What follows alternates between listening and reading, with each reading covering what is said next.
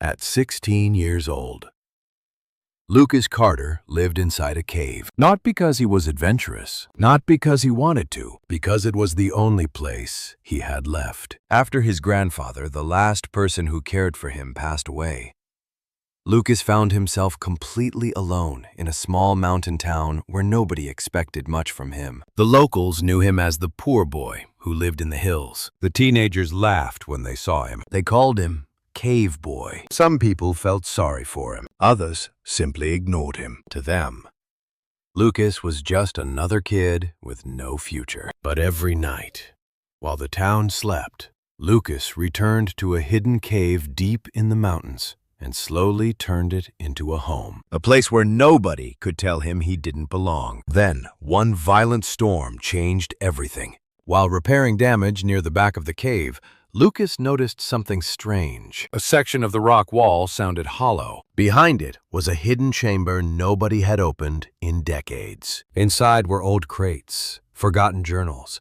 mysterious maps, and clues connected to a lost mountain settlement that had vanished from history. And before long, the poor boy everyone mocked would uncover a secret worth far more than anyone imagined. A secret that had been waiting for the right person to find it. But before we discover what was hidden behind that rock wall, take a moment to subscribe to the channel and tell us where you're watching from today. Now let's go back to the day Lucas lost everything and began living alone in a cave. The last person to believe in Lucas Carter was his grandfather. That's what made the funeral so difficult. It wasn't just the loss. It was the realization that when the service ended and everyone went home, there would be nobody waiting for him. Lucas stood beneath a gray mountain sky while a small group of townspeople gathered around the cemetery. Most of them offered polite condolences. A few patted him on the shoulder. Others simply nodded before returning to their cars. Within an hour, everyone was gone. The silence that followed felt heavier than the funeral itself. His grandfather had spent years raising him inside a small cabin on the edge of town. The cabin wasn't much. A wood stove, 2 bedrooms, a porch overlooking the mountains. But it was home. Unfortunately, the property didn't belong to them. It belonged to a distant relative who had tolerated their presence while Lucas's grandfather was alive. 2 weeks after the funeral, that arrangement ended. The relative arrived with paperwork and a forced smile. "Nothing personal, Lucas," he said while standing on the porch. "I need the property." Lucas knew arguing wouldn't change anything. By sunset, his belongings were packed into several boxes sitting beside the road. The man drove away before dark. Lucas watched the truck disappear around the bend. Then he picked up the boxes and started walking. For the next several days, he stayed wherever he could. Sometimes a friend offered a couch. Sometimes he slept in an old shed behind a mechanic's garage. Sometimes he simply stayed outside. The mountain town looked beautiful in tourist brochures. Pine forests, scenic trails, charming streets. It looked very different when you had nowhere to sleep. Most people didn't know what to do with a homeless 16-year-old. Some wanted to help but couldn't. Others avoided eye contact altogether. Lucas quickly learned that pity rarely solved problems. Work did. He started taking any odd job available. Splitting firewood, cleaning garages, carrying supplies, mowing overgrown yards. The pay was terrible, but every dollar mattered. One afternoon, while stacking lumber behind a hardware store, Lucas overheard 2 teenagers talking nearby. "That's him," one said quietly. "The cave kid?" the other asked. They both laughed. Lucas pretended not to hear. The nickname spread surprisingly fast after that. Cave Boy. The reason was simple. Several weeks earlier, while hiking through the mountains, Lucas had discovered an old cave hidden above a remote trail. At first, it was just a place to store supplies. Then, it became something more. Every evening after work, he climbed into the hills, carrying whatever materials he could salvage: blankets, tools, scrap wood, flashlights. Little by little, the cave transformed from shelter into home. The entrance sat partially concealed behind trees and boulders. Most hikers never noticed it. Inside, however, the cave extended farther than expected. Dry ground covered much of the floor. A natural rock ledge created a sleeping area. Nearby, a narrow stream emerged from the mountain itself, providing fresh water year-round. Lucas considered it the luckiest discovery of his life. The first nights were difficult. Temperatures dropped sharply after sunset. Strange noises echoed through the darkness. Every creak and rustle sounded threatening. Yet the cave offered something valuable: privacy. Nobody could throw him out. Nobody could decide he was no longer welcome. That mattered more than comfort. As summer turned toward autumn, Lucas established routines. He worked during the day and improved the cave at night. He built shelves from scrap wood, created storage areas, installed a simple rain barrier near the entrance. Every small improvement felt like a victory. One evening, while carrying supplies up the trail, he encountered Mrs. Donnelly, the town librarian. She often saw him reading in the library after school. Unlike most people, she never treated him differently. "You're carrying half the mountain with you," she joked as he passed. Lucas adjusted the heavy backpack. "Only the useful half," she smiled. "How are things?" It was a simple question, yet nobody asked it very often. Lucas shrugged. "Getting by?" Mrs. Donnelly studied him for a moment. Then she handed him a small paper bag. "Leftover sandwiches from the library fundraiser." Lucas accepted them gratefully. "Thank you." "You don't have to thank me every time." "I know. But you're going to anyway." Lucas smiled for the first time all day. Moments like that mattered more than people realized. Unfortunately, not everyone shared Mrs. Donnelly's kindness. Several local teenagers seemed to enjoy making Lucas the center of their jokes. They laughed whenever they saw him carrying supplies into the mountains. They made comments about his clothes, his situation, and his cave. Most of the time, Lucas ignored them. One afternoon, however, things became more personal. While walking through town, he passed a group gathered outside a convenience store. One boy pointed toward him and shouted loudly enough for everyone to hear. "Hey, cave boy, find any treasure up there yet?" The group erupted in laughter. Lucas kept walking. Another voice followed. "Maybe he's part bat." More laughter. His face burned with embarrassment, but he refused to react. Giving people a reaction only encouraged them. Still, the comments stayed with him. That evening, he climbed the mountain trail feeling more alone than usual. By the time he reached the cave, clouds had begun gathering above the peaks. A storm was coming. He could feel it in the air. Inside, he lit a lantern and sat on his sleeping platform. Rain began falling shortly afterward. The sound echoed through the cave entrance. Normally, the noise felt comforting. Tonight, it felt different. He thought about the town, about his grandfather, about how quickly life had changed. Then something unexpected happened. As lightning flashed outside, part of the cave wall near the rear chamber briefly illuminated.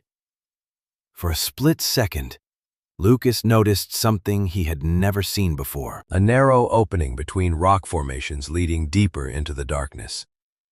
He stood immediately. The gap had always been there, he was sure of it, yet somehow he never noticed it before. Curious. He grabbed the lantern and moved closer. The opening wasn't large enough to enter comfortably, but it continued farther than the light could reach. More importantly, faint markings appeared carved into the stone beside it. Deliberate markings, not natural ones. Lucas stared at them while thunder rolled across the mountains. Suddenly, The cave didn't feel quite as ordinary as it had that morning, and for the first time, he began wondering who might have used it long before he arrived. Lucas couldn't stop thinking about the markings on the cave wall. The next morning, before heading into town for work, he returned to the narrow opening carrying a flashlight and a notebook. Sunlight barely reached the rear section of the cave. Shadows clung to the stone walls. The deeper area felt colder than the rest of the shelter. Kneeling beside the opening, Lucas examined the carvings more carefully. They weren't random scratches. Someone had intentionally cut them into the rock long ago. Several symbols resembled arrows. Others looked like initials or abbreviations. Time had worn them down, but they remained visible. He copied everything into his notebook before leaving. Throughout the day, the drawings stayed on his mind. While stacking firewood behind a diner, he caught himself sketching the symbols again on a scrap piece of cardboard. "What's that?" asked a cook named Ben, who occasionally hired Lucas for odd jobs. Lucas showed him the drawing. Ben studied it briefly. "Looks old." "That's what I thought." Ben handed the paper back. "Maybe pirates," Lucas laughed. "We're in the mountains." "Mountain pirates." The answer was ridiculous, but it made Lucas smile. Small conversations like that helped. Most days he worked alone. Most days people saw only the poor kid carrying supplies through town. Ben at least treated him like a normal person. That afternoon, Lucas stopped by the library. Mrs. Donnelly was shelving books when he arrived. "Pack already?" she asked. "I need help with something." She immediately looked interested. "That sounds dangerous." Lucas opened his notebook and showed her the symbols. The librarian adjusted her glasses and leaned closer. "Where did you find these?" "In the cave." Mrs. Donnelly studied them for nearly a minute. "These aren't modern." "You recognize them?" "Not exactly." She walked toward a local history section near the back of the building. "But they remind me of something." For the next hour, they searched books about the region's early settlers, mining camps, and mountain communities. Most leads went nowhere. Then Mrs. Donnelly pulled an old historical survey from a lower shelf. Several illustrations showed symbols carved by miners during the late 19th century. Lucas immediately noticed similarities. Not identical, but close, very close. His pulse quickened. "Mining marks." Mrs. Donnelly nodded slowly. "Possibly." She flipped through additional pages. "There used to be mining settlements throughout these mountains." "Near the cave?" "Somewhere nearby." The answer opened more questions than it solved. On the walk back to the mountains, Lucas couldn't stop imagining who had once occupied the area. The cave suddenly felt older, more significant. For months, it had simply been shelter. Now it seemed connected to a story he didn't understand. That evening, he explored the narrow opening more carefully.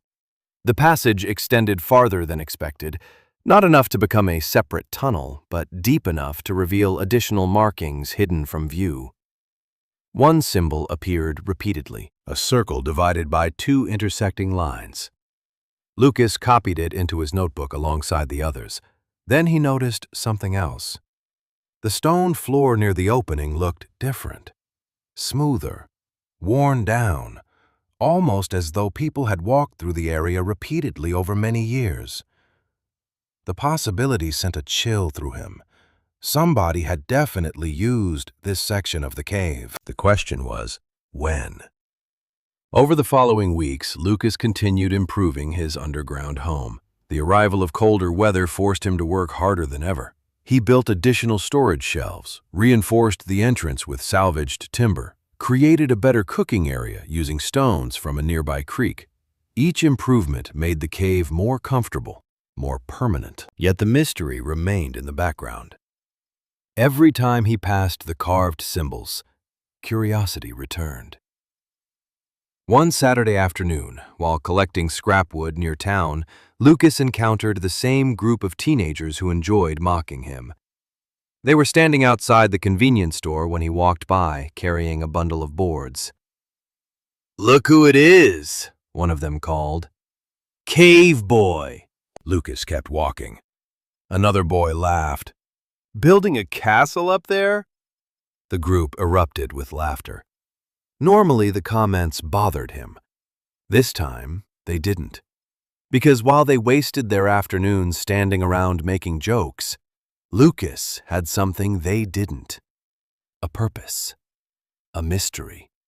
Something worth pursuing. That realization surprised him. He no longer felt embarrassed about the cave. He felt proud of it. Later that evening, a violent storm rolled across the mountains. Wind howled through the trees, rain hammered the entrance. Lucas spent hours reinforcing loose sections of the shelter to prevent water damage. Around midnight, a loud cracking sound echoed through the cave. He grabbed his flashlight and rushed toward the rear chamber. One section of rock near the carved symbols had shifted. Not collapsed. Shifted. A small amount of stone debris covered the floor. At first, Lucas worried the cave might be unstable. Then he noticed something unusual. Behind the fallen rocks, more carvings had been exposed, freshly revealed after who knew how many decades. His heart immediately began racing. He brushed away dirt and loose stone. Several symbols matched the ones already recorded in his notebook. Others were completely different. Most importantly, one carving resembled a map, crude but recognizable. A mountain ridge, a trail, and what appeared to be the cave entrance itself. Lucas stared at the image while rain thundered outside. Whoever created these markings wasn't merely passing through. They were leaving directions, leaving information, leaving clues for several minutes. He simply stood there holding the flashlight. Then he noticed something that made his pulse quicken even more. One line on the carved map pointed deeper into the cave wall itself, directly toward a section of stone that looked completely solid. Suddenly, Lucas had the unsettling feeling that the cave might be much larger than he originally believed. For the next several days, Lucas became obsessed with the carvings. Every spare moment was spent studying the symbols he had copied into his notebook. During the day, he worked odd jobs around town. At night, he sat inside the cave beneath the glow of a lantern, comparing sketches and searching for patterns. The crude map revealed by the storm fascinated him most. Someone had deliberately carved it into the rock. Someone wanted future visitors to find it. The question was why? One cold morning, Lucas returned to the library carrying pages of notes. Mrs. Donnelly immediately noticed the excitement in his face. "You found something?" Lucas spread the sketches across a table. More carvings. The librarian adjusted her glasses and examined them carefully. Several minutes passed before she spoke. "These definitely resemble mining symbols." Lucas sat forward. "Can we figure out what they mean?" "Maybe." That answer was enough. Together they searched through historical records for most of the afternoon. Old maps, mining reports, settlement histories. Dozens of dead ends appeared before they finally found something useful. An 80-year-old survey of the surrounding mountains. One section identified a forgotten mining camp called Black Ridge. The settlement existed for only a few decades before disappearing from official records. Lucas immediately recognized the location. Black Ridge sat somewhere beyond the mountain trails surrounding his cave. "What happened to it?" he asked. Mrs. Donnelly flipped through additional pages.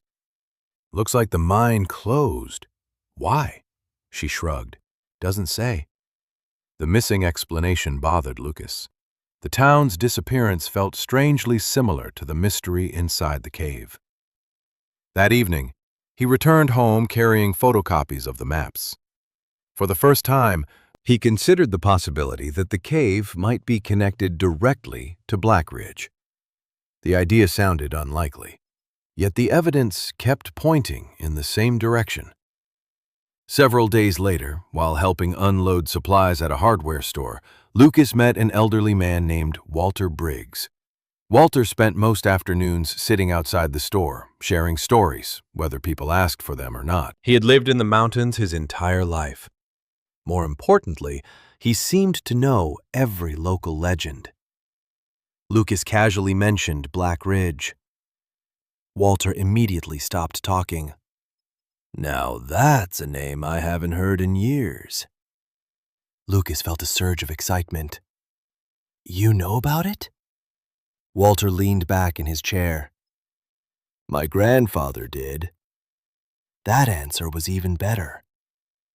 According to family stories, Black Ridge once supported dozens of miners and their families. Small homes lined the valley. Supply wagons traveled through regularly. Then something happened. People left.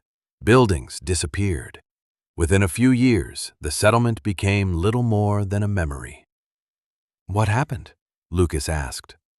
Walter frowned. "Depends who you ask." He lowered his voice slightly. "Some folks blamed the mine." "Meaning?" "Ownership disputes, financial problems." Walter shrugged. "Stories change over time." The conversation stayed with Lucas long after work ended. That night, he sat inside the cave studying the carved map again. Ownership disputes, financial problems, missing history. The pieces seemed connected somehow. Then he noticed something new. One section of the carved map appeared different from the rest. Fainter, almost hidden. He moved the lantern closer. The line pointing deeper into the cave wasn't actually a line. It was an arrow, a deliberate marker directing attention toward the solid wall behind it. Lucas stood immediately. He grabbed a flashlight and crossed the chamber. The wall looked ordinary enough. Rough stone, natural formations, nothing unusual. Yet when he tapped different sections with a small hammer, one area sounded slightly different. Hollow. His pulse quickened. He tapped again. Same result. The difference was subtle but undeniable. The stone didn't sound as solid as the surrounding rock. For nearly an hour, Lucas examined the area. Eventually, he noticed a narrow crack, partially hidden behind mineral deposits. The opening wasn't large, barely noticeable. Yet it continued farther than expected, as though two rock faces met unnaturally. He ran his fingers along the edge. Someone had worked on this wall. Not recently, decades ago, maybe longer. The realization sent a chill through him. Suddenly, the carvings made sense. They weren't decorations. They were instructions. The next morning, Lucas borrowed a geology guide from the library and spent hours learning how natural cave walls formed. The more he read, the more convinced he became. The section behind the arrow wasn't natural. It had been altered, concealed intentionally, as if someone wanted to hide whatever lay beyond it. A few days later, another discovery pushed the mystery even further. While organizing supplies near the entrance of the cave, Lucas found an old metal object buried beneath loose soil. At first, he assumed it was junk. Then he cleaned away the dirt. The object turned out to be an antique miner's tag, a brass identification token used by workers entering mines. One side displayed a number, the other displayed a name. Thomas Reed. Lucas stared at it. The tag looked decades old, yet it had been lying near the cave entrance the entire time. Suddenly, the cave no longer felt like a random shelter. It felt connected to real people, real history. That evening, he showed the tag to Mrs. Donnelly. Her reaction surprised him. "Wait here," She disappeared into a storage room and returned carrying an old photograph from the local archives. The image showed a group of miners standing outside a mountain structure. Lucas immediately spotted the name beneath one figure: Thomas Reed. His heart began racing. The same man, the same tag. More importantly, something else appeared in the background of the photograph, a familiar rock formation. Lucas stared at it, then looked again. He knew that formation. He passed it every day. It stood less than half a mile from his cave. The photograph proved the miners had worked in the exact area decades earlier, which meant the connection wasn't speculation anymore. It was real. As darkness settled across the mountains that night, Lucas returned to the cave carrying the photograph. He placed it beside the carvings and studied both for nearly an hour. Then his eyes drifted toward the hollow section of the wall. The arrow, the crack, the altered stone. Everything seemed to point in the same direction. Somewhere behind that wall was something important enough for miners to hide, something important enough to leave clues behind. And for the first time, Lucas realized he might be standing only a few feet away from a secret that had remained hidden for generations. For the next week, Lucas did something he had never done before. He started treating the mystery like a job. Every morning he worked for money. Every evening he worked for answers. The photograph from the library remained folded carefully inside his backpack. Every chance he got, he compared it to the landscape surrounding the cave. The more he studied it, the more certain he became. The miners who once lived in Black Ridge had used this mountain. Maybe not just the mountain, maybe the cave itself, one cold afternoon. Lucas climbed to a rocky overlook above the valley, carrying the old photograph. The sky hung low with gray clouds, and a sharp wind swept through the pine trees. Standing near the ridge, he compared the image to the terrain below. Then he saw it, a distinctive rock formation shaped like a crooked tooth rising from the hillside. The same formation appeared behind Thomas Reed in the photograph. His pulse quickened immediately. The mining camp wasn't somewhere far away. It had been built almost directly beneath the mountain where he now lived. That discovery led to an entire weekend of exploration. Lucas followed forgotten trails hidden beneath decades of brush. Most ended nowhere. Some revealed little more than rusted scraps of metal. Then, late Sunday afternoon, he found something remarkable. Half buried beneath weeds stood a stone foundation, not natural, man-made. Several yards farther away, another appeared. Then another. By sunset, Lucas had identified at least 6 building foundations scattered across the valley. Black Ridge, or what remained of it. The settlement wasn't gone. It was simply forgotten. The following day, he showed photographs of the ruins to Walter Briggs. The old man stared at them for several seconds before nodding slowly. "That's it." "Black Ridge?" Lucas asked. Walter nodded. "Has to be." Then he pointed toward one image showing a collapsed stone wall. That used to be the company office. Lucas looked surprised. "How do you know?" Walter grinned. "My grandfather talked too much."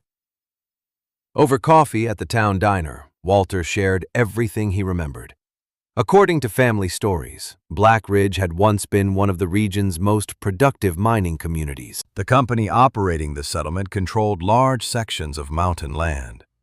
Workers arrived from neighboring states. Families followed. Businesses appeared. For a while, the town thrived. Then problems started. Ownership disagreements, financial disputes, lawsuits. Eventually, operations stopped. Families left. Buildings deteriorated. Nature reclaimed everything. "What kind of ownership disputes?" Lucas asked. Walter shrugged. "Depends which story you believe." That answer sounded familiar. Every version of Black Ridge's history seemed incomplete. Every explanation contained missing pieces. That evening, Lucas returned to the library and dug deeper into old newspaper archives.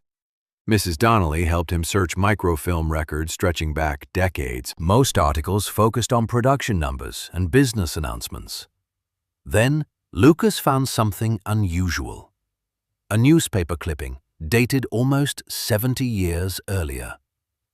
Local mine suspends operations amid ownership conflict. He immediately printed a copy. The article itself was frustratingly brief.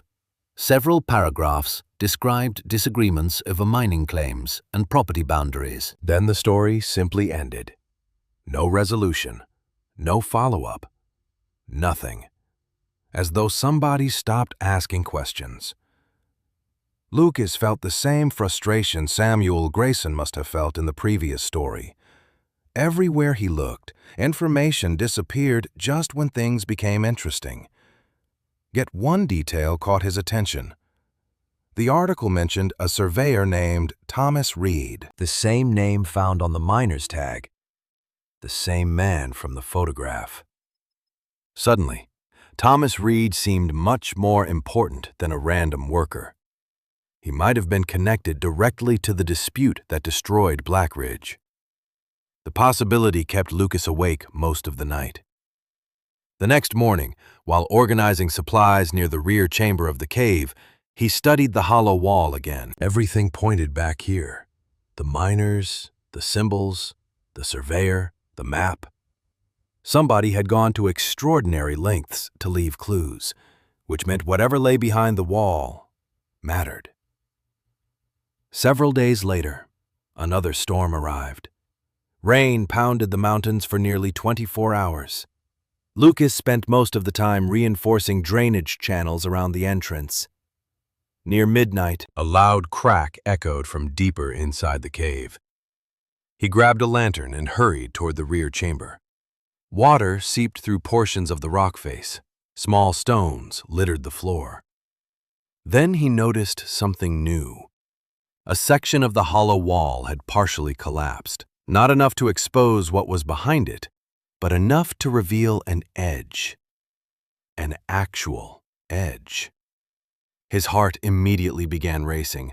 Natural cave walls didn't have edges like that. This section had been constructed, hidden, deliberately sealed. Lucas knelt beside the damaged area and carefully brushed away loose debris. Beneath the dirt and mineral deposits, he discovered something impossible to ignore. Tool marks. Chisel marks. Human workmanship. The wall wasn't part of the cave. It was a barrier built inside the cave. For several seconds, he simply stared. The mystery that began with a few carvings had suddenly become very real. Someone had hidden something behind this wall, something important enough to conceal for decades, maybe longer. The next afternoon, Lucas visited Walter again and showed him photographs of the newly exposed section. The old man's expression changed immediately. "That's not a cave wall." "I know." Walter leaned closer to the image. "That's a door." Lucas felt a chill run through him. A door. Not literally, perhaps, but effectively. A hidden entrance disguised as solid stone. That night, sitting alone beneath the lantern's glow, Lucas studied the wall from across the chamber. The cave felt different now. Smaller, somehow. Less like a shelter, and more like the outer room of a much larger secret. Then he noticed something he had missed before. One final carving sat directly above the hidden barrier. Time had nearly erased it. Yet under the lantern light, the symbol became visible. A circle divided by two intersecting lines.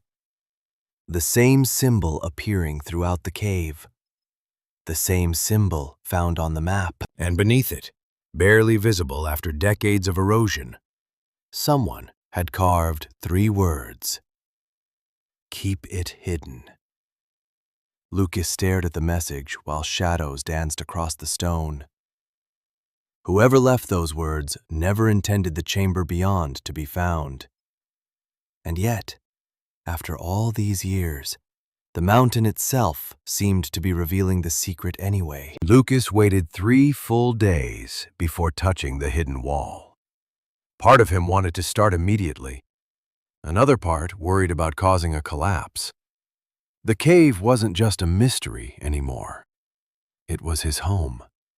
If he damaged the structure recklessly, he could lose the only shelter he had. So instead of rushing, he prepared. He borrowed books from the library about old mines and stone construction. He asked Ben at the diner for extra work so he could buy better tools. He even spoke with Walter Briggs, who spent nearly an hour explaining how miners once reinforced tunnels. The old man never directly told Lucas to break through the wall, but he didn't tell him not to either. "Just remember," Walter said while sipping coffee, "if somebody worked that hard to hide something, there was probably a reason." Those words stayed with Lucas. Every night he stared at the barrier from across the cave, wondering what waited behind it. Supplies, documents, nothing at all. The possibilities seemed endless. By the 4th evening, curiosity finally won. Armed with a hammer, pry bar, flashlight, and far more determination than common sense, Lucas returned to the rear chamber. He started carefully, 1 stone at a time. The outer layer proved surprisingly loose. Whoever built the barrier wanted it to look permanent, but they also needed access. Several rocks shifted easier than expected. Dust filled the air. Small fragments scattered across the floor. After nearly 2 hours of work, Lucas created an opening large enough to peer through. His pulse hammered in his ears. He raised the flashlight and aimed it into the darkness beyond. For several seconds, he saw nothing. Then the beam revealed a wall, another chamber. His breath caught. The hidden space wasn't large, but it definitely existed. More importantly, it wasn't natural. Straight edges appeared where stone should have been, uneven. Wooden supports stood against one side. Human construction, human planning, human secrets. Lucas immediately widened the opening. Another hour passed before he could squeeze through safely. The moment he entered, the air felt different, cooler, stale, untouched. His flashlight beam swept slowly across the room. Dust coated every surface. Cobwebs stretched between support beams. Yet, despite decades of neglect, the chamber remained remarkably intact. Then he saw the crates. 3 large wooden crates sat against the far wall. Nearby rested several smaller boxes and metal containers. His heart began racing. This wasn't random storage. Someone had intentionally hidden supplies here. He approached carefully. The wood looked ancient but surprisingly well preserved. One crate still displayed faded lettering. Black Ridge Mining Company. Lucas stared at the words. The abandoned settlement, the miners, the surveyor, the cave. Everything connected. For several moments, he simply stood there, absorbing the reality of the discovery. The hidden chamber wasn't a myth. It wasn't an accident. It was a forgotten storage vault linked directly to Black Ridge. Slowly, he opened the first crate. Inside sat old mining equipment, lanterns, tools, coils of rope. Most were rusted and useless. Yet they confirmed the chamber's purpose. The second crate contained ledgers, maps, and bundles of documents wrapped in oilcloth. Lucas carefully lifted one package. Despite decades underground, the papers remained surprisingly dry. Someone had taken extraordinary precautions to protect them. The third crate proved even more intriguing. Inside were canned supplies, emergency rations, and storage containers. Most were too old to use, but their presence suggested something important. The miners hadn't built this chamber for convenience. They built it for survival. As he explored further, Lucas discovered a small desk tucked into the corner. A lantern sat on top beside several notebooks. One notebook immediately caught his attention. The cover displayed the same circular symbol carved throughout the cave. He opened it carefully. The first page contained a name: Thomas Reed. Lucas froze. The surveyor. The man from the photograph, the owner of the brass tag. Suddenly, the mystery became personal. He sat on an old crate and began reading. The journal described daily life in Black Ridge, mining operations, equipment repairs, weather conditions, ordinary details. Then the tone gradually changed. Entries began mentioning disputes, arguments, meetings between company representatives, survey disagreements. The deeper Lucas read, the more tension appeared. Something had gone wrong in Black Ridge long before the town disappeared. Hours passed without him noticing. Eventually, one entry stopped him cold. We moved the records today. Nobody can know where they are. Lucas read the sentence twice, then 3 times. Moved the records. The journal continued. Ownership claims are being challenged, boundaries altered. Certain people are asking too many questions. Thomas never named names, yet his concern was obvious. He believed someone was manipulating property records connected to the mining settlement. The similarities to other stories of hidden ownership disputes were impossible to ignore. Lucas continued reading until he reached the final pages. There, Thomas described the chamber itself. If these journals survive, then the mountain protected them. The truth must remain hidden until the right person finds it. Lucas slowly lowered the notebook. The right person. The phrase sent a strange feeling through him. For years, people looked at him and saw a poor kid living in a cave, someone with no future, no opportunities, no importance. Yet somehow, out of everyone in town, he was the one who found this place. He was the one reading these words. His thoughts were interrupted by another discovery.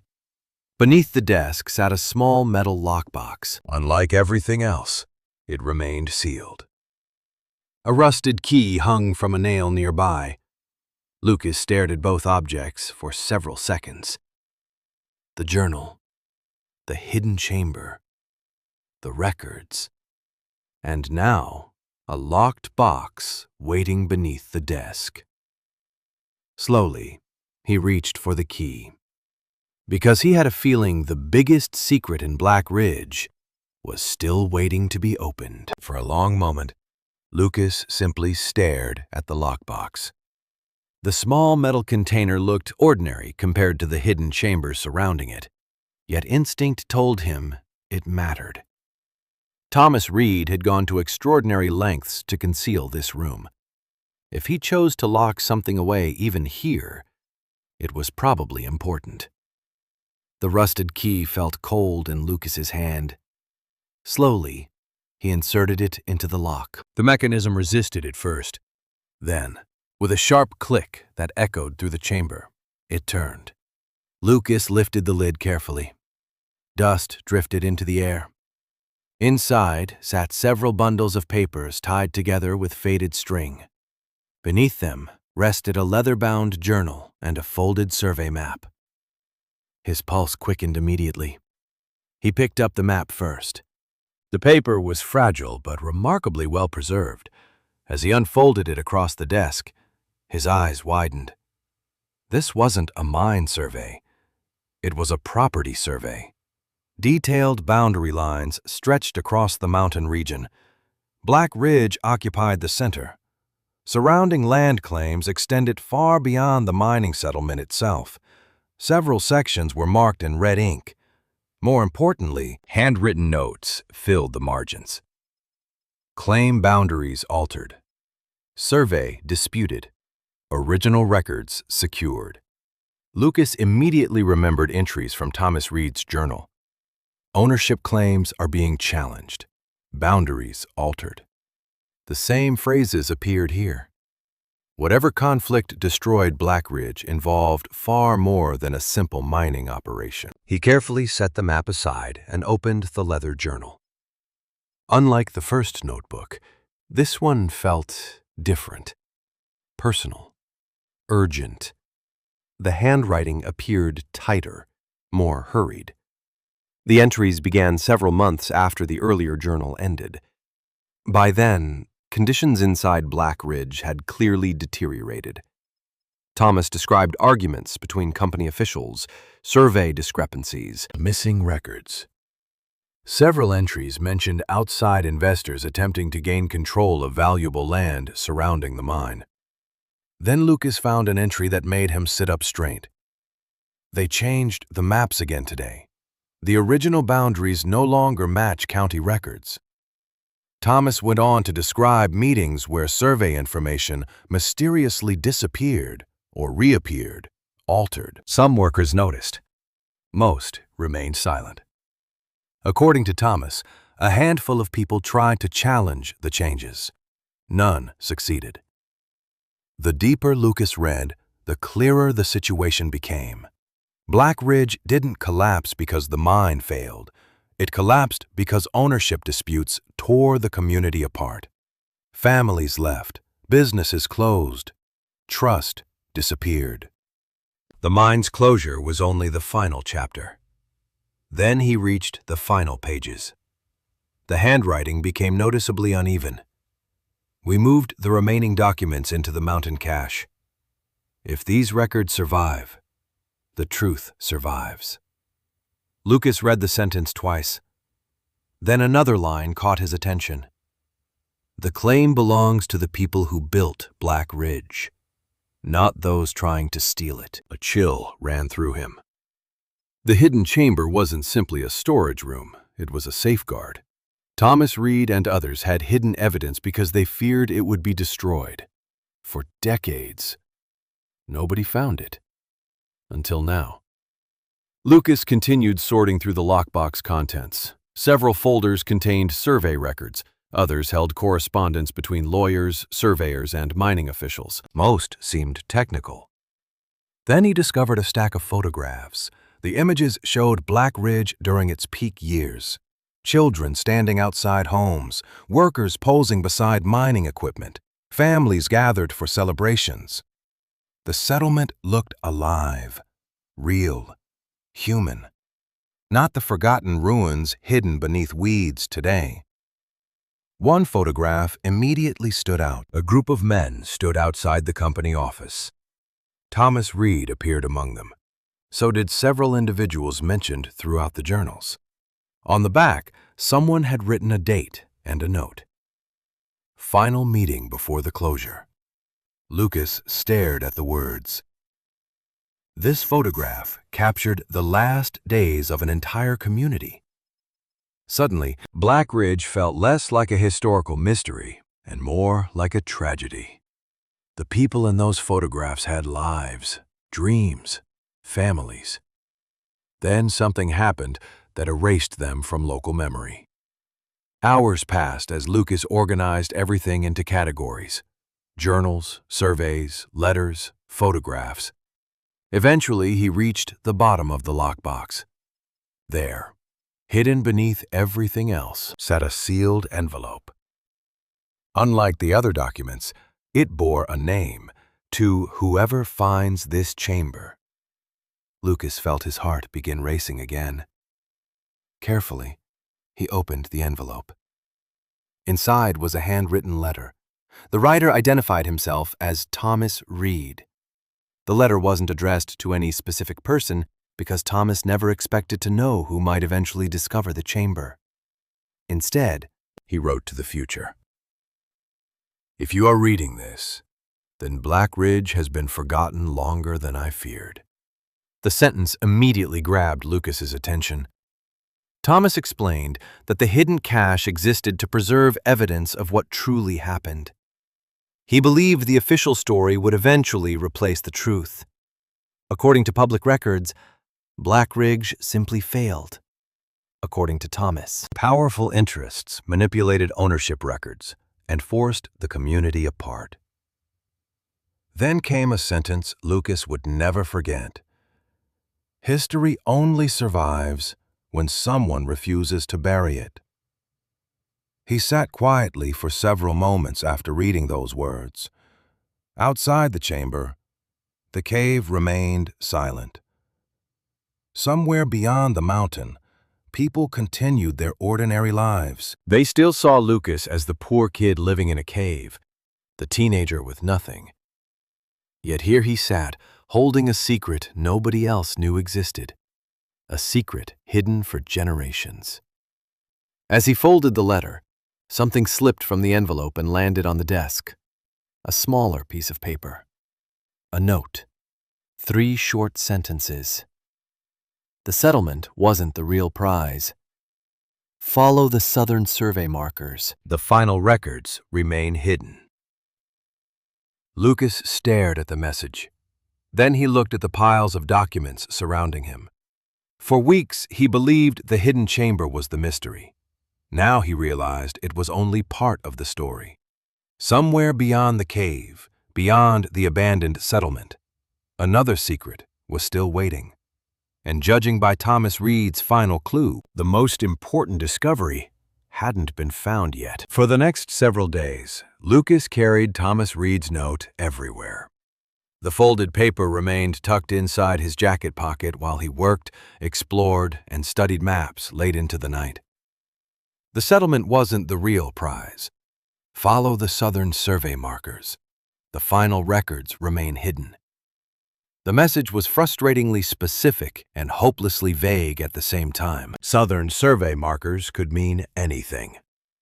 The mountains stretched for miles.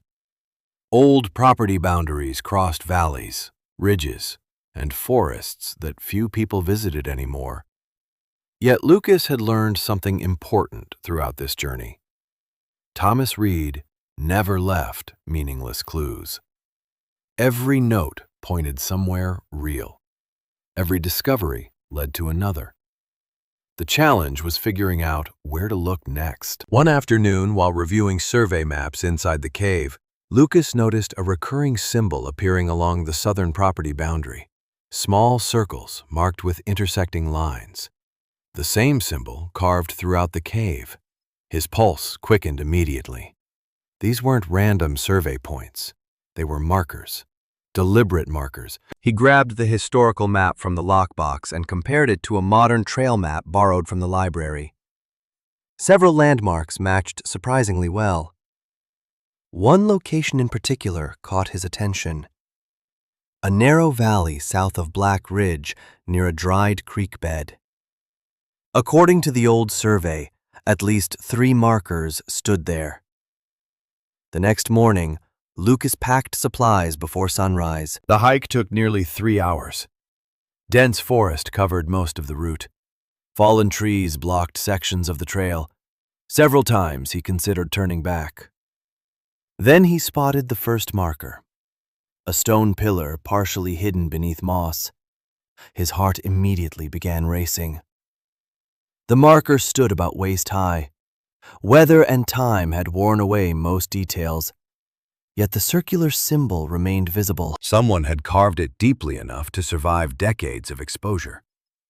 Lucas photographed it and continued deeper into the valley. Before long, he located the second marker, then the third. Together, they formed a rough line pointing toward a rocky hillside overlooking the creek bed. At first, the area seemed unremarkable. Trees, boulders, brush, nothing unusual. Then he noticed something strange. Several large stones appeared stacked unnaturally. Not quite a wall, more like a carefully arranged pile. The formation didn't belong there. He approached cautiously, The rocks showed signs of human placement. More importantly, one stone displayed a faint carving matching the survey symbol. Lucas felt excitement building. He spent nearly an hour clearing brush and debris. Eventually, a narrow opening emerged between the stones. His flashlight revealed a small cavity beyond. Not a cave, more like a hidden storage recess built into the hillside. For a moment, he simply stared. Then he reached inside. The compartment contained a metal container wrapped in deteriorating canvas.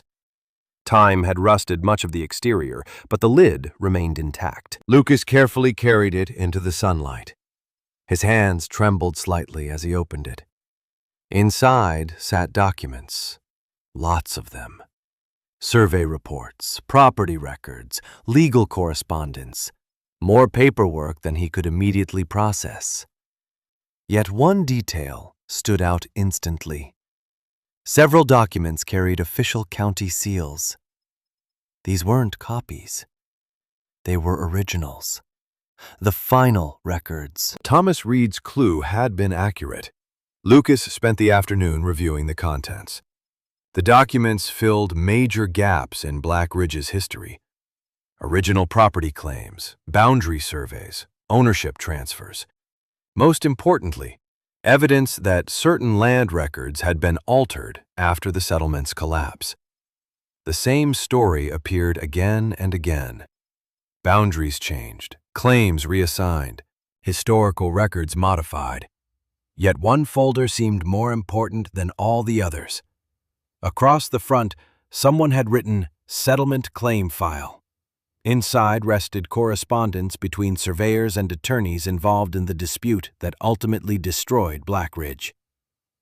Lucas sat beneath a tree reading page after page. The truth slowly emerged. The conflict wasn't simply about mining rights. Valuable mountain property surrounding the settlement had become the real target. Certain investors wanted control. Others resisted. When disputes escalated, records began disappearing. The community fractured. Eventually, the town collapsed, just as Thomas Reed described. As the afternoon sun dipped lower, Lucas found something else hidden at the bottom of the container. A photograph. The image showed dozens of Black Ridge residents gathered together outside the company office. Families, workers, children, entire generations captured in a single frame. On the back, someone had written a short message. "We built this place together." The sentence hit Lucas harder than expected. For weeks, he focused on the mystery, the clues, the hidden records. Yet the real story wasn't about property. It was about people.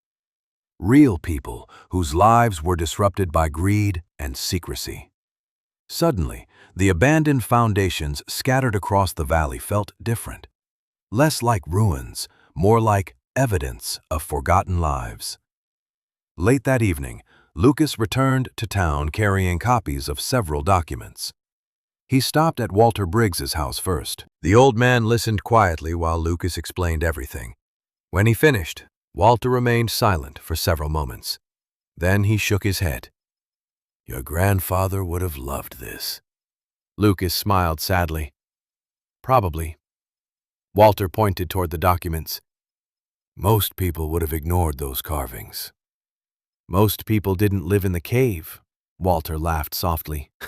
"Fair point." The following day, Lucas showed portions of the records to Mrs. Donnelly. Her reaction mirrored Walter's. Surprise, curiosity, growing excitement. The librarian immediately recognized the historical significance. "These could change how people understand Black Ridge." Lucas nodded. "That's what Thomas Reed wanted." For the first time, other people became involved in the mystery. Historians expressed interest. Researchers asked questions. Even local officials wanted to review certain documents. Yet despite the attention, Lucas kept returning to the cave each night. It remained home, the place where everything began. One evening, while organizing materials inside the hidden chamber, he discovered something he had previously overlooked: a folded map tucked between two journals. Unlike the others, this map wasn't focused on Black Ridge. It highlighted a much larger section of mountain territory. Several locations had been crossed out. One remained circled. Beside it, Thomas Reed had written 3 words: "The truth remains." Lucas stared at the note, then at the circled location, then back at the note. He had already found the hidden chamber. He had found the final records. He had uncovered the history of Black Ridge. Yet somehow, Thomas Reed seemed to be telling him there was still one more secret waiting in the mountains. For several days, Lucas tried convincing himself that the circled location on Thomas Reed's map wasn't important. After all, he had already discovered the hidden chamber. He had found the missing records. Historians were reviewing documents. Local officials were asking questions. The mystery of Black Ridge was finally coming to light. Any reasonable person would have stopped there. The problem was that Thomas Reed wasn't a man who left unnecessary clues. Every discovery Lucas made existed because somebody wanted the truth preserved. If Thomas believed one final location mattered, Lucas couldn't ignore it. The circled area sat farther into the mountains than any place he had explored before. According to the map, it rested beyond an old ridgeline east of Black Ridge. The route passed through rugged terrain few people visited anymore. Even Walter Briggs frowned when Lucas showed him the location. "That's remote." Lucas smiled. "I've been hearing that a lot lately." Walter shook his head. "No, I mean really remote." Then he pointed toward the map. "People stopped going out there decades ago." That answer only made Lucas more curious. 2 mornings later, he packed supplies and began the hike. The journey took nearly 5 hours.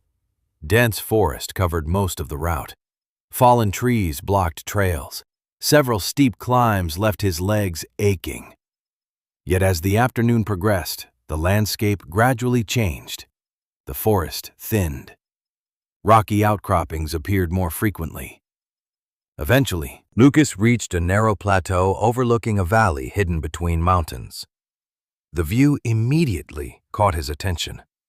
Below sat the remains of several old structures. Not enough to qualify as a settlement, more like a collection of storage buildings. Weathered foundations poked through the grass. Rusted equipment lay scattered across the ground. Whatever this place once was, it had been abandoned for a very long time. Lucas compared the valley to Thomas Reed's map. The locations matched perfectly. His pulse quickened. Slowly, he descended toward the ruins. Hours passed while he explored. Most structures had collapsed beyond recognition. Time and weather destroyed nearly everything. Then he noticed one building that looked different. Smaller, more heavily constructed, stone walls rather than wood. The roof had partially survived. More importantly, the familiar survey symbol appeared carved above the doorway. Lucas immediately recognized it. The same symbol from the cave. The same symbol from the survey markers. Thomas Reed had been here. Inside, the structure contained little more than debris and dust. At first, Lucas thought it was another dead end. Then, his flashlight beam caught something unusual beneath a collapsed shelf. A metal strongbox. Unlike the containers he discovered earlier, this one appeared untouched. His heart immediately began racing. He carefully removed fallen boards and lifted the box into the open. The lock had rusted away years ago. Inside sat several bundles of documents protected by waxed cloth. Lucas unfolded the first package. Survey records, more ownership files, additional evidence supporting Thomas Reed's claims, valuable historical material. Certainly, but not the final truth Thomas hinted at. Then he opened the second bundle. The contents immediately changed everything. Personal letters, correspondence exchanged between company officials during the final years of Black Ridge. Lucas sat on the floor and began reading. The letters revealed conversations nobody expected future generations to see. Discussions about land acquisitions, manipulated surveys, hidden agreements. Several individuals openly discussed altering ownership boundaries to gain control of mountain property. Lucas felt his stomach tighten. Thomas Reed hadn't merely suspected corruption, he had documented it. The proof sat directly in front of him. Yet another discovery waited inside the final bundle. A thick ledger containing names. Dozens of names. Families who lived in Black Ridge. Property holders, workers, business owners. Beside many entries appeared notes documenting land claims and compensation agreements that were never honored. Lucas stared at page after page. Entire families lost property rights when the settlement collapsed. History remembered Black Ridge as a failed mining town. The records told a very different story. The town had been dismantled piece by piece through manipulation and secrecy.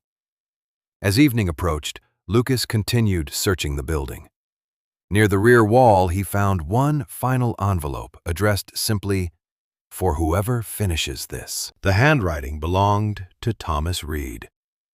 Lucas opened it carefully. The letter inside was surprisingly short. "If you are reading this, then the records survived. Good. The people of Black Ridge deserved better than being forgotten. The land was never the true treasure. The truth was." Lucas lowered the paper slowly. Outside, wind moved through the valley grass. The abandoned buildings stood silent beneath the fading sunlight. For the first time, he understood what Thomas Reed had spent his final years protecting. Not wealth, not hidden gold, not ownership claims. Memory, history, people. The discovery affected him more deeply than he expected, because in some ways, Lucas understood what it meant to feel forgotten. Most people in town saw him as a poor kid living in a cave, someone easy to overlook. Black Ridge had suffered the same fate. The settlement became a joke, a rumor, a forgotten footnote. Yet the truth remained buried beneath the surface, waiting for someone to care enough to uncover it. When Lucas returned to town several days later, news of his discoveries spread quickly. Historians became fascinated. Local newspapers requested interviews. County officials reviewed the documents. Even people who once ignored him started asking questions. The attention felt strange, uncomfortable even. One afternoon, while walking past the convenience store, Lucas encountered the same teenagers who had mocked him for months. None of them laughed this time. One simply nodded. Another asked if the stories were true. Lucas found the change almost amusing. They weren't treating him differently because he had changed. They were treating him differently because they finally understood he wasn't who they assumed he was.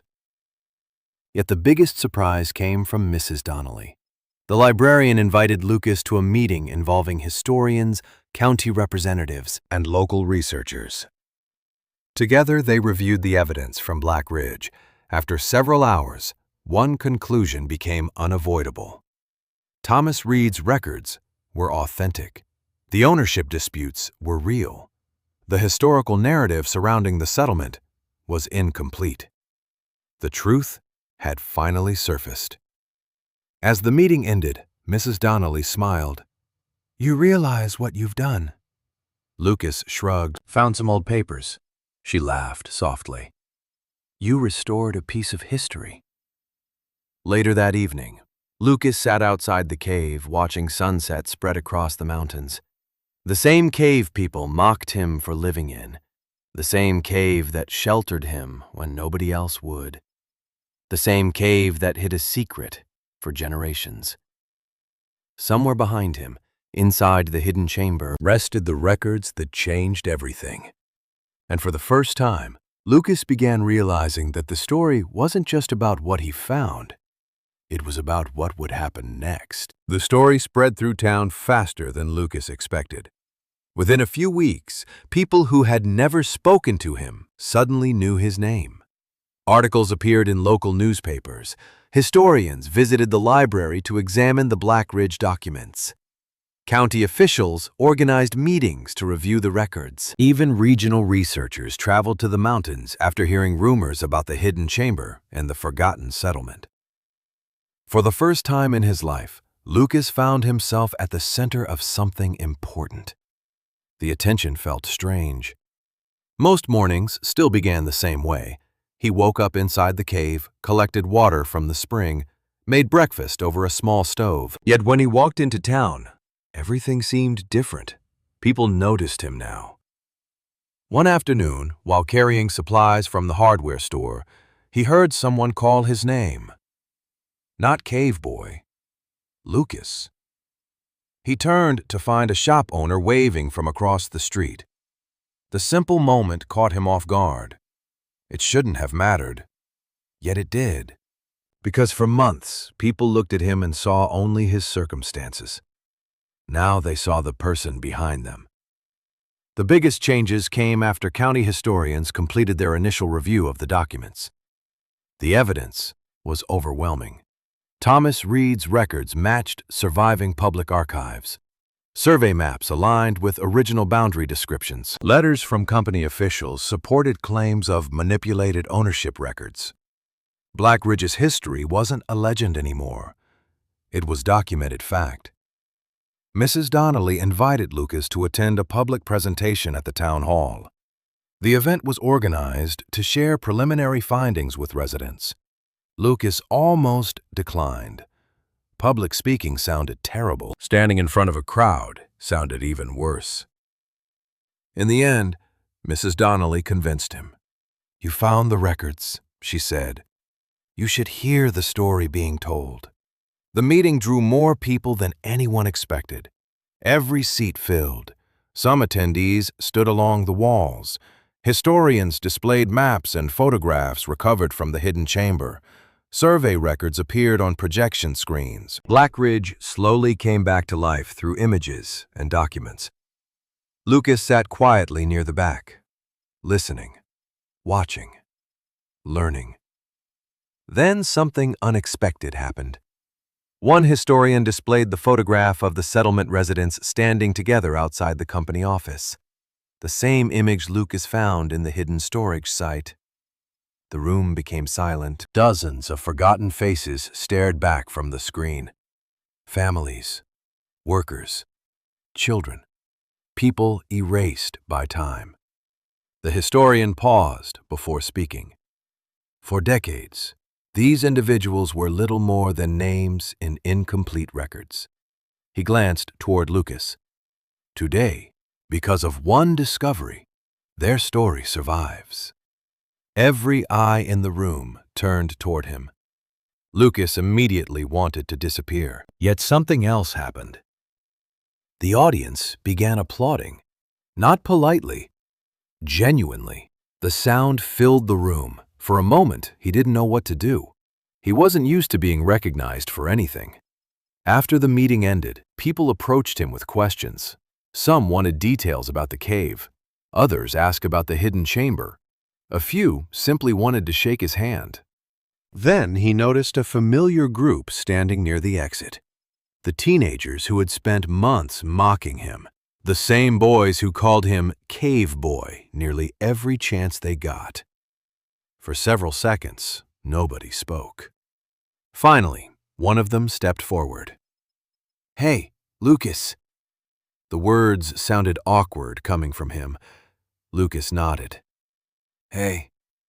The boy shifted uncomfortably. "We were kind of jerks." Several others looked at the floor. Lucas couldn't help smiling. Kind of. A few nervous laughs followed. The tension broke immediately. No dramatic apology, no emotional speech. Just an honest moment. Strangely enough, that was enough. Walking home that evening, Lucas realized he wasn't angry anymore. The comments, the jokes, the embarrassment, none of it mattered as much as it once did, because he finally understood something important. Other people's opinions never defined him. They never had. The discovery merely forced everyone else to catch up. Over the following months, historians continued studying the records. Additional details emerged. Families connected to Blackridge learned new information about their ancestors. Survey records helped preserve historical sites throughout the mountains. Plans were even discussed for creating a permanent exhibit dedicated to the settlement's history. The cave itself attracted attention as well. Researchers visited several times to document the hidden chamber and the carvings. Each visit reminded Lucas how close the secret had come to disappearing forever. One rainy afternoon, while helping Mrs. Donnelly organize historical materials at the library, he discovered something that made him smile. A new display had been installed near the entrance. Photographs from Black Ridge, copies of the survey maps, explanations of the ownership dispute. At the center sat a framed picture of the cave entrance. Beneath it appeared a small plaque, the discovery site. Lucas stared at it for several seconds. Months earlier, that same cave was a source of embarrassment, something people mocked. Now it was considered part of local history. The transformation felt almost impossible. Later that evening, Walter Briggs joined him outside the cave entrance. The old man carried 2 cups of coffee and settled onto a nearby rock. Together they watched sunset spread across the mountains. "You know," Walter said, "people are going to be talking about this for a long time." Lucas laughed softly. "Probably." Walter nodded toward the cave. "Funny thing." "What?" "Everybody thought that cave was proof you'd failed." Lucas looked toward the entrance, the weathered stone, the hidden chamber, the place that protected him when he had nowhere else to go. Walter smiled. "Turns out it was proof you hadn't given up." Neither spoke for several moments. The mountains remained quiet around them. Somewhere beyond the ridges stood the forgotten remains of Black Ridge. Not forgotten anymore, thanks to Thomas Reed. Thanks to the records, and thanks to a teenager who refused to stop asking questions. Yet despite everything that had happened, one final chapter still remained. Because soon, county officials would announce their final findings. And with that decision would come a future Lucas never could have imagined when he first moved into a cave alone. Winter arrived early that year. Snow dusted the mountain peaks. Cold winds swept through the valleys. Yet for the first time since moving into the cave, Lucas Carter felt something he hadn't experienced in a long while. Stability. The months following the Black Ridge discovery changed more than anyone expected.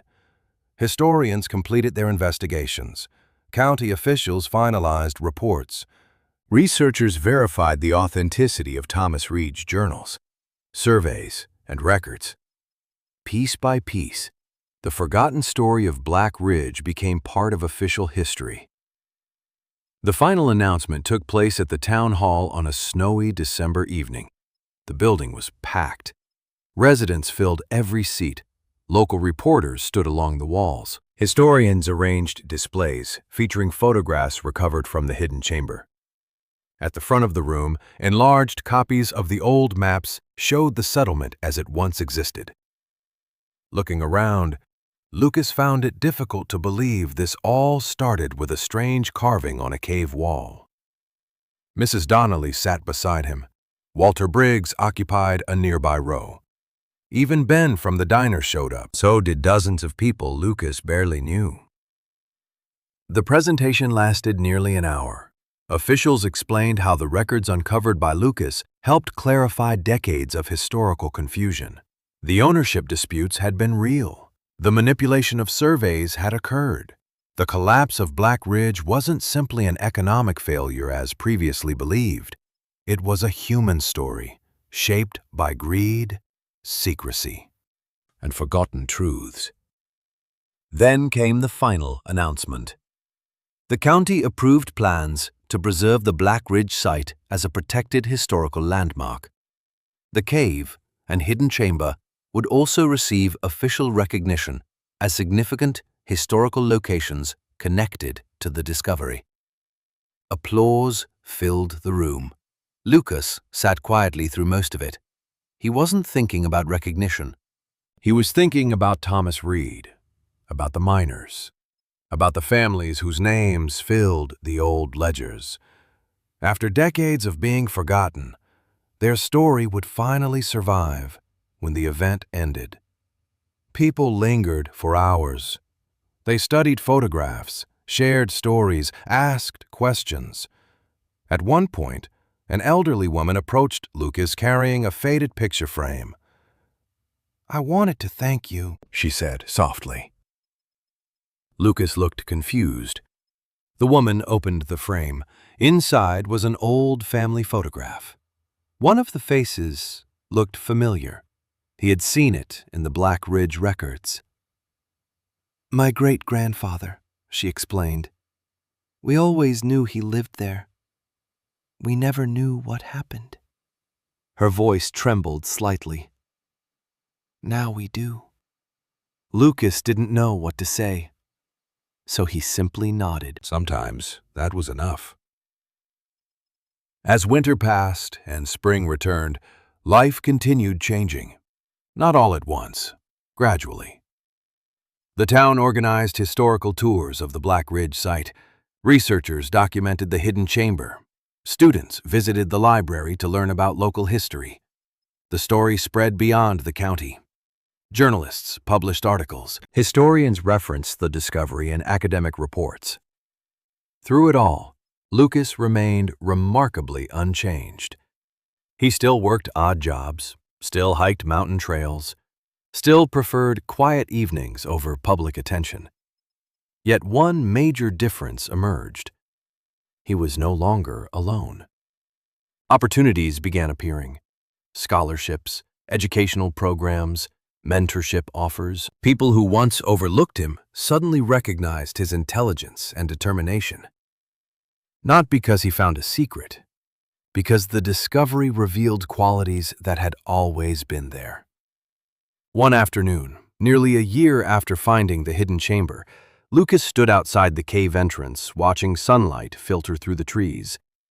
The mountains looked exactly as they had the day he first arrived. The same cliffs, the same forest, the same hidden valley beyond the ridges. Yet everything felt different. He walked inside and followed the familiar path toward the rear chamber. The hidden wall remained partially open now. Historians had carefully preserved the area. Beyond it, the old storage room sat exactly as Thomas Reed left it. Lucas often visited when he needed time to think. On the desk rested copies of the journals. Nearby sat photographs of Black Ridge families. The room felt less like a secret now and more like a memorial. As he looked around, his eyes settled on Thomas Reed's final letter. The land was never the true treasure. The truth was, Lucas smiled. It took him a long time to understand those words. When he first found the chamber, he expected treasure, gold, money, something valuable.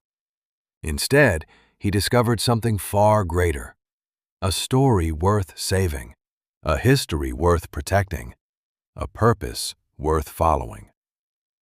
Later that evening, he climbed to the overlook above the valley, the same place where he once stood alone after losing everything, the same place where people laughed at him for living in a cave. Far below, the town lights slowly appeared as darkness settled across the mountains. Somewhere down there were the people who once called him Cave Boy. Some had apologized. Others hadn't. It no longer mattered. Because Lucas finally understood something important. The cave was never a symbol of poverty. It was a symbol of survival. When he had nowhere else to go, it protected him. When nobody believed in him, it gave him space to keep going. And when the world overlooked him, it revealed a secret hidden for generations. The thing people mocked turned out to be the very thing that changed his life. As the last light faded from the mountains, Lucas thought about his grandfather. He wished the old man could see what happened, the discovery, the preservation of Black Ridge, the future now waiting ahead. Maybe, in some way, he could. A cold breeze drifted across the ridge. Lucas looked toward the cave one final time before heading home, not because he needed shelter anymore, but because it would always be home. Years earlier, people saw a poor boy living in a cave and assumed they knew his story. They saw hardship and imagined failure. What they couldn't see was what lay hidden beneath the surface, the same thing they couldn't see behind the rock wall. Because sometimes the greatest treasures aren't buried underground. Sometimes they're hidden inside people, waiting for someone to believe they're worth discovering.